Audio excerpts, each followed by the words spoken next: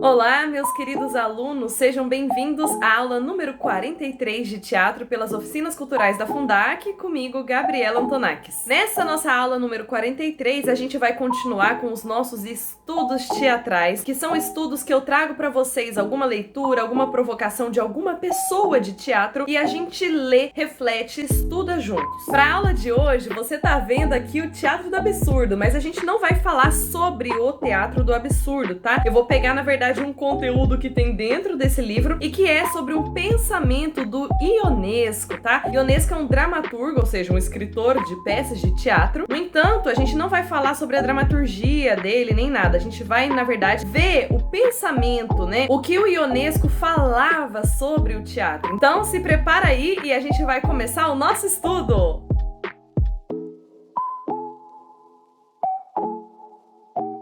Então vamos lá, né, gente? Só para vocês entenderem por que eu escolhi Ionesco para nossa aula aqui de hoje, para o nosso estudo teatral. Primeiramente, óbvio, é porque eu gosto muito das dramaturgias do Ionesco. Eu gosto muito das peças, sou apaixonada pelas peças dele, que integram aí o que a gente chama de teatro do absurdo. E só para vocês saberem, Ionesco não escreveu falando, eu vou fazer uma peça absurda para compor aqui com essa estética. Na verdade, não, ele escrevia simplesmente e depois que foi surgir um apanhado de peças de determinada época e eles chamaram de teatro do absurdo, né? Ou esse teórico, o Martin Esslin, chamou de teatro do absurdo. E aí ele traz temas que são sobre a ausência de lógica, sobre a falta de sentido, sobre o absurdo mesmo da vida, e isso tudo tá ali num contexto de pós-guerra, tá? Só pra vocês se situarem. E Ionesco, a gente costuma falar que ele é francês, mas na verdade as origens dele estão entre a Romênia e a França, tá? Então eu vou pegar aqui o livro pra gente começar as nossas leituras, estudos. Vão ser bem picadinhos, né? Porque eu não vou fazer uma leitura só de uma página, eu vou pegar uma partezinha daqui, uma partezinha dali, pra gente entender, pra vocês verem um pouquinho. São partes que eu gostei muito desse livro e que vai ser bacana de partilhar. Então vamos lá. Então, começando aqui essa leitura, ela não é em primeira pessoa, tá? Em alguns momentos vão ter trechos, vocês vão ver que vai aparecer aí entre aspas, que são as falas do Ionesco mesmo, tá? Mas isso daqui é uma narrativa. Então vamos lá, a gente tá na página 124. Para Ionesco, esse primeiro encontro com o teatro vivo tornou-se um marco decisivo. Ele não só ficava espantado que o público risse diante daquele que considerava um espetáculo trágico da vida humana, reduzida a um automatismo sem paixão por intermédio das convenções burguesas e da fossilização da linguagem. Ficava também profundamente comovido ao ver tomarem vida as criaturas de sua imaginação. E aqui ele tá falando do espanto de ver os personagens que ele colocou em cena, né, de ver a situação que ele colocou em cena ser representada e que para ele tinha um olhar trágico sobre a vida e a plateia dava risada, porque a peça realmente, a Cantora Careca, ela tem traços cômicos, né? É possível de rir bastante assistindo aquela peça, mas mesmo assim, mesmo você que não conhece a peça Cantora Careca e tá aqui na aula, já dá pra você ir entrando aqui no pensamento do Ionesco, tá bom? Vamos continuar. Não se pode resistir ao desejo de fazer aparecer no palco personagens que são ao mesmo tempo reais e imaginários. Não se pode resistir a fazê-los falar, fazê-los viver em frente dos nossos olhos. Encarnar fantasmas, dar-lhes vida, essa é uma aventura prodigiosa, insubstituível, a ponto de sentir-me eu mesmo transtornado nos ensaios de minha primeira peça ao ver moverem-se no palco personagens que haviam saído de mim. Fiquei assustado. Com que direito podia eu fazer isso? Seria permitido? Era quase diabólico. Repentinamente, Ionesco compreendeu que era seu destino escrever para o teatro. Ele, que ficara constrangido ao ver atores tentando identificar-se com os personagens que interpretavam, a ponto de considerar tais tentativas indecentes, como fizera Brecht antes dele, mas que julgava igualmente repulsiva a interpretação brechtiana, a qual fazia do ator um peão de xadrez, desumanizando-o, agora compreendia o que o perturbava. Então, Brecht, gente, é uma outra pessoa, tá? Um outro homem de teatro que tem um estilo muito singular de interpretação, que é uma interpretação que os atores não precisam se identificar e representar psicologicamente um papel. Existe um distanciamento ali entre o ator e personagem na representação de Brecht, só para vocês se situarem também. Então vou continuar a nossa leitura. Se o teatro me havia constrangido porque ampliava e, portanto, embrutecia as nuances, era apenas porque não ampliava suficientemente.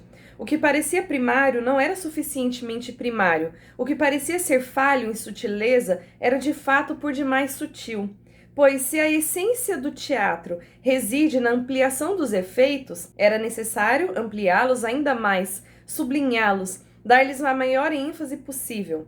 Levar o teatro adiante naquela zona intermediária que não é nem teatro nem literatura, é repô-lo em sua estrutura adequada, seus limites naturais.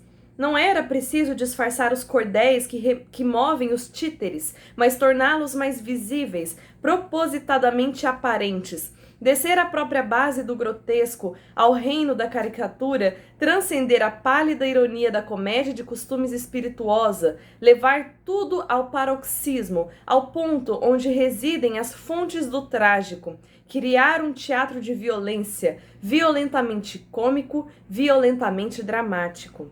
E para a gente continuar entendendo esse contraponto entre trágico e cômico, a gente vai continuar lendo aqui um pouquinho mais embaixo, nessa página 125, onde a gente já estava, sobre o pensamento de Ionesco, tá? O próprio Ionesco, que disse que nunca tem ideias antes de escrever suas peças, mas que tem muitas ideias sobre o que elas significam depois de terminá-las, já explicou de forma mais que convincente. Trata-se de um retrato tragicômico da vida numa época em que, aí entra uma citação dele, não podemos mais deixar de indagar o que estamos fazendo nesta terra e de que maneira, sem ter nenhum sentido profundo de nosso destino, e podemos suportar o peso esmagador do mundo material. Quando não houver mais estímulo para a maldade e todos forem bons, o que faremos com nossa bondade, com nossa não maldade, com nossa não avareza, nossa neutralidade última? E ainda tem uma última colocação dele que eu vou ler aqui para vocês, que vai ser legal para a gente fechar aqui a leitura sobre ele, tá? Aprendi que cada um de nós é todos os outros, que minha solidão não fora real e que o ator, melhor que qualquer outra pessoa, pode compreender os homens por compreender a si mesmo. Aprendendo a interpretar, aprendi também, de certa maneira, a admitir que os outros são nós mesmos, que nós mesmos somos os outros e que toda solidão se identifica. Eu falei que era a última, mas na verdade tem uma frase do Ionesco que eu gosto muito e eu vou trazer ela para fechar então. Para descobrir o problema fundamental comum a toda a humanidade, tenho de indagar qual é o meu problema fundamental, qual o meu medo mais ineradicável. Poderei então, com certeza, identificar os problemas e os medos de todas as pessoas sem exceção. Tá, o verdadeiro caminho para a minha própria escuridão, para a nossa escuridão, que tentarei conduzir até a luz do dia.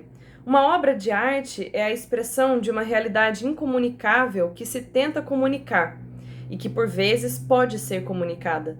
Esse é seu paradoxo e sua verdade. Então, gente, eu trouxe esses trechinhos aí sobre o pensamento do Ionesco para que vocês vejam, primeiro, o pensamento de um dramaturgo sobre o teatro e também sobre como, no teatro do absurdo e na dramaturgia do Eugênio Ionesco, ele traz aí esse olhar para a vida com profundidade e não somente para a vida, para uma situação que tem um início, meio e fim que pode ser narrado. Ele traz a visão para a condição humana, para a ausência de sentido da vida, né? Ele traz aí, justamente por criticar e por pensar sobre o sentido da vida, ele traz elementos trágicos, elementos cômicos, e na verdade não é nem trágico e ou cômico, na verdade é tragicômico, é uma coisa só, porque ao mesmo tempo que a situação ela é absurda, extremamente levada a sério, isso causa uma comicidade. E é legal esse olhar que ele traz não somente para o teatro, vocês estão vendo isso em todos os estudos teatrais, que falar sobre teatro e falar sobre a narrativa e até mesmo sobre a preparação, sobre o trabalho do ator, é falar sobre a existência e a condição humana. Inevitavelmente, isso vai esbarrar, como esbarra aqui, principalmente